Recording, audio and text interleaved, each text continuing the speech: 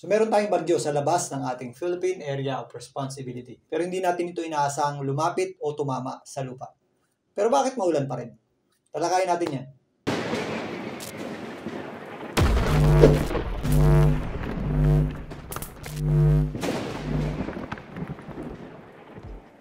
Welcome po muli sa Philippine Weather Trivia. Again, para po sa mga bago sa channel na to, ako nga pala si Alvin Pura, isang meteorologist at ang inyong weather dito. So meron nga tayong binabantayang bagyo sa labas ng ating Philippine Area of Responsibility. At ito ang trough ng low pressure area ang nakaka-apekto naman sa malaking bahagi ng ating bansa.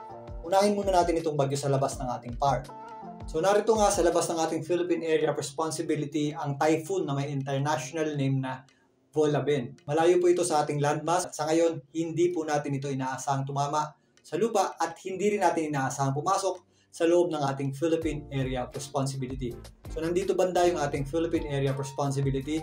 Nandito naman banda yung ating typhoon Volabén. Nandito po yan malapit sa area ng Guam. Higit 2,000 kilometro pa ang layo niyan sa kahit anumang bahagi ng ating kalupaan. Ito pong typhoon Volabén ay inaasahan nating lumakas sa mga susunod pang mga araw at posible nga itong sumailalim sa rapid intensification o bigla ang paglakas ng isang bagyo.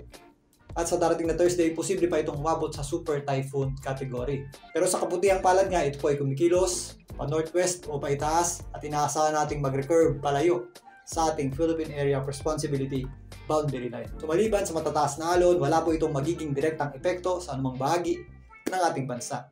Ayun, silipin naman natin itong weather system na nagpapaulan sa ating bansa, ang trough ng low pressure area.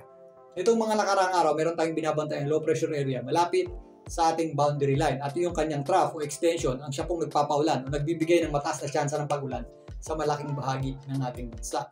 Yung dating low pressure area na yan ay sa ngayon hindi natin inaasahang maging isang ganap na bagyo.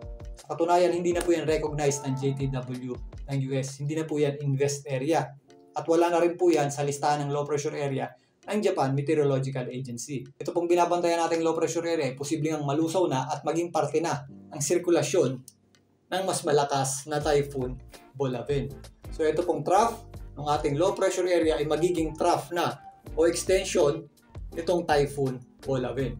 Although nalusaw at naging trough na nga o extension ng typhoon Volabén, itong relative area na ito ay mababa pa rin ang pressure at magpapatuloy na makaapekto sa ating bansa sa mga susunod pang mga araw. So, tatawagin na natin itong trough o extension ng bagyong nasa labas ng ating Philippine Area of Responsibility. Ito po yung pagbali ng kanyang hangin at siya pong nagdadala ng mataas na tsansa ng pag-ulan sa malaking bahagi ng ating bansa. So dahil pa rin sa ating trough ng low pressure area o magiging trough na o extension ng typhoon Volabén, asahan pa rin po natin ang maulap na panahon at posibleng scattered o kalat-kalat na pag-ulan at thunderstorms dito po sa Bicol Region, malaking bahagi ng Visayas, kasama na po dyan ang buong Mindanao.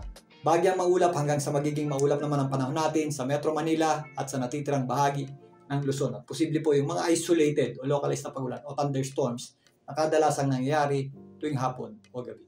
So hindi nga natin inaasahang tumama sa lupa o pumasok man lang sa loob ng ating Philippine Area of Responsibility itong typhoon sa labas ng ating Philippine Area of Responsibility, ang typhoon Volabén. Ito namang trough ng low pressure area ay inaasahan natin yung malusaw at magiging trough na o magiging extension nitong bagyo sa labas ng ating Philippine Area of Responsibility. Ganun pa man, magpapatuloy po ang epekto nito in the next 2 to 3 days sa ating bansa. Kaya mag-ingat pa rin po tayo sa mga posibleng epekto ng mga pag-ulan nitong trough ng ating sama ng panahon na nasa labas ng ating Philippine Area of Responsibility. Lalong-lalo na kapag meron tayong mga thunderstorms o biglang buhos ng malalakas. Muli, ito po ang inyong weather dito para sa Philippine Weather Trivia.